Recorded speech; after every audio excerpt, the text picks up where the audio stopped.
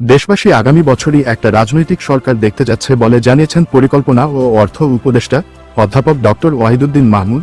শনিবার সকালে রাজধানীর একটি হোটেলে বাংলাদেশ উন্নয়ন গবেষণা প্রতিষ্ঠানের উদ্যোগে আয়োজিত এবিসিডি সম্মেলনের প্রথম সেশনে অংশ নিয়ে তিনি এই কথা জানান।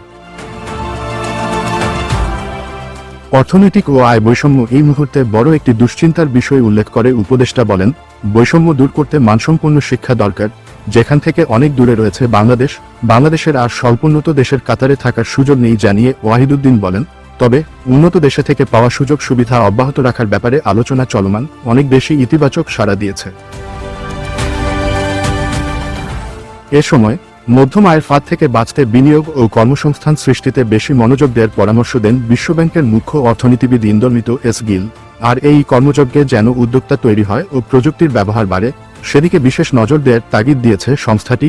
এজন্য মানব সম্পদ উন্নয়নে বিনিয়োগ বাড়ানো দরকার বলে মনে করে বিশ্বব্যাংক। সেমিনারে আগামীতে নিরবচ্ছিন্ন জ্বালানি সরবরাহের চ্যালেঞ্জ মোকাবিলায় স্বল্প, মধ্যম ও দীর্ঘমেয়াদী পরিকল্পনা সাজানোর পরামর্শ দেয় বিশ্বব্যাংক।